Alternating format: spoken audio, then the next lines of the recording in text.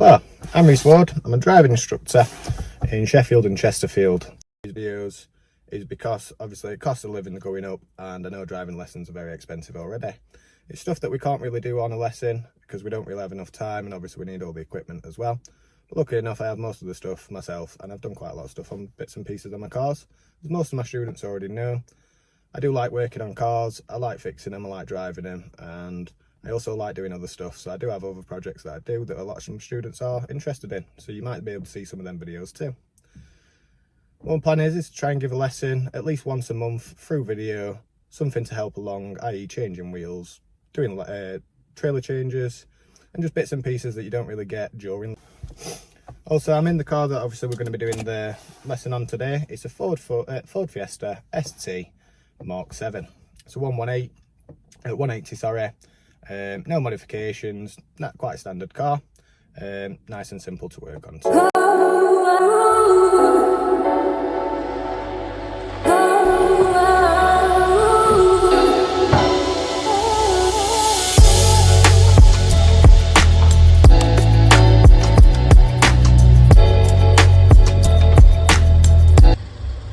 And what we're doing is changing a spare wheel on my Ford Fiesta today for the students who need to know how to do it.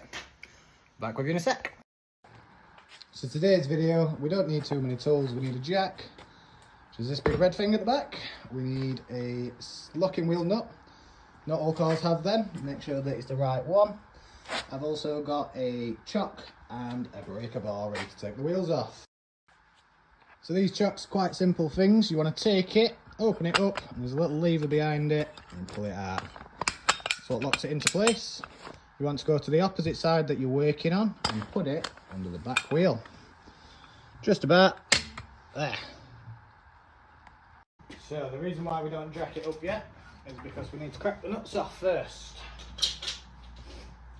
We do that by going anti-clockwise. So clockwise goes that way, anti-clockwise this way. Just down. Loosens it off. Do them opposites. You don't have to take it off, but when you're putting it on, it is important to make sure you do opposite locks each time.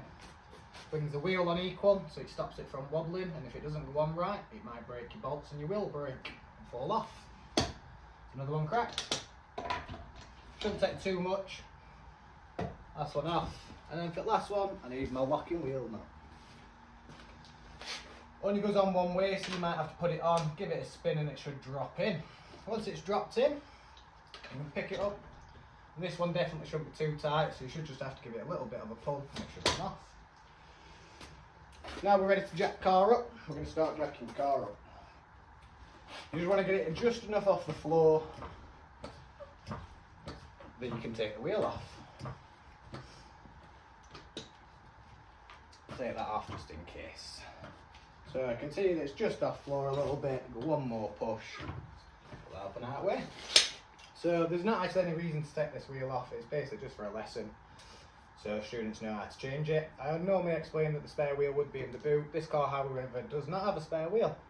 Comes with a little pump thing that puts some foam into it. They're not very good, I don't believe. So now that they're all cracked off, it shouldn't take much just to spin them off. And if you jacked it up far enough, you don't have to keep on taking this off. Because the handbrake's on and it's the rear wheel, it shouldn't move, so you don't really have to jack it up or before you crack the nuts off.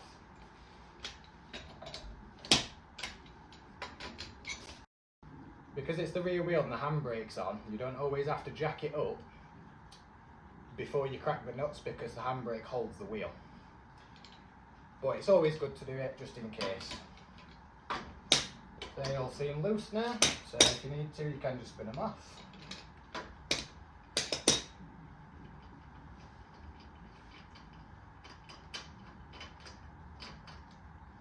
I normally put these a little bit to my right so I don't knock them over if I'm working nearby.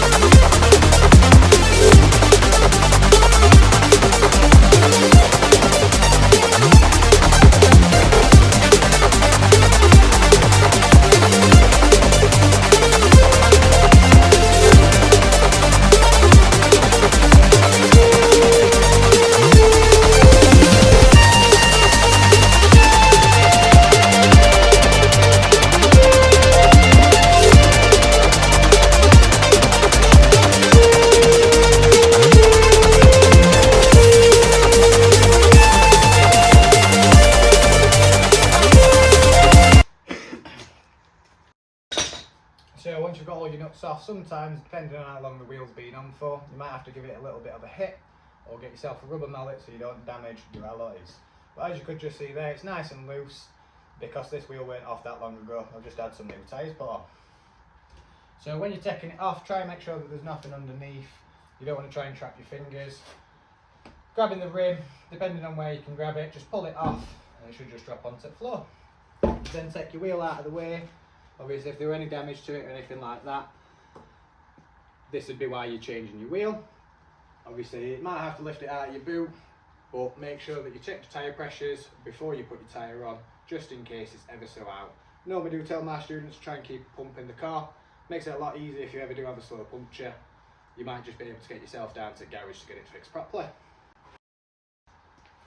So we're back now. All we're going to do is do everything that we've just done in reverse, put the wheel back on. So obviously we've just gone and got the wheel fixed if it were actually broken. It's always a good idea just before you put your tyre on, if it is the same tyre, just to check there's nothing actually in your tyre. Can't see anything, looks good. And then you can walk it forwards if you need to. Makes it a little bit easier so you don't have to lift it. And then once you're close enough, get yourself in position. You're going to lift it onto it, and because this has got nuts onto it, you've got to line it up onto the nuts, but it makes it easier so it catches the actual wheel while it's on. Once it's on, normally go for the top one first and then turn it a bit if I need to. Make sure it's always pushed back, and that's one of the reasons why we do the bolts separately and in diagonals. Just put a nut on first nut just to hold it so it don't fall off.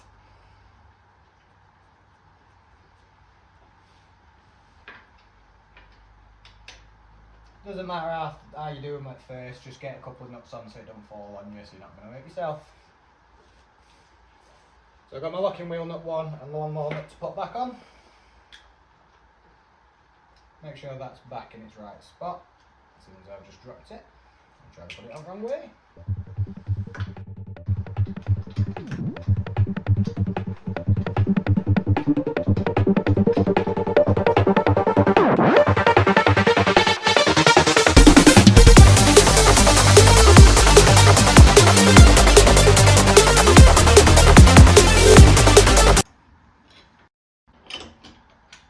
So just get one nipped on nice and tight so you've got somewhere to start. To your opposite one, get that hand tight first. Now it's pulling the wheel back onto opposite side, so it should make it sit a lot flusher. Now it's on, just give that one a quick nip. Going up to the top, seeing as though we've only got 4 studs, so I'm going across to the top now.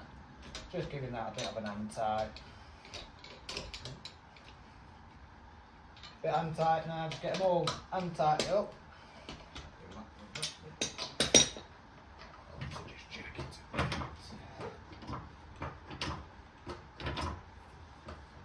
Just jacking it up a bit more there, because I didn't learn from earlier.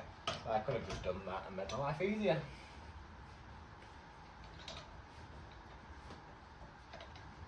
Nice and hand tight. Now we're going to give it a good tug. As I said, handbrakes on. Just want to make sure that you're not pushing on it too hard, because it is still only on jack and not on any jack stands. Give it a little pull. I've not pulled the extension out just yet purposely, because I don't want to over tighten it just yet, because I want to do the full tightness on the floor.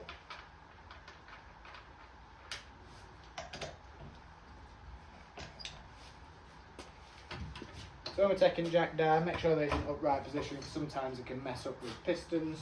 I've had it before where my pistons messes up before and it just drops the jack if you leave it over time. And that's why you have jack stands. So now that it's already tightened up, it's not fully tightened, I just want to get tyre on the floor so it's got a little bit of friction. Then when I push on it, just in case it does fall off jack, it's got less distance to fall.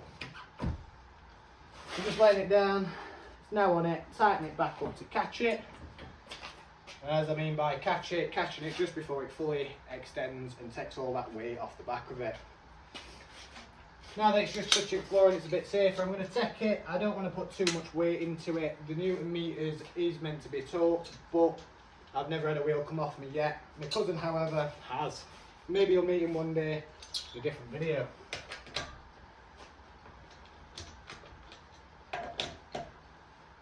So just pulling it up, you can see that it twisted ever so slightly, that's why we just put it on the floor just in case. Giving it a good tug. That wheel shouldn't be going anywhere. make sure you take your locking wheel nut and put it somewhere safe back in your car. And that's all your locking wheel nut is.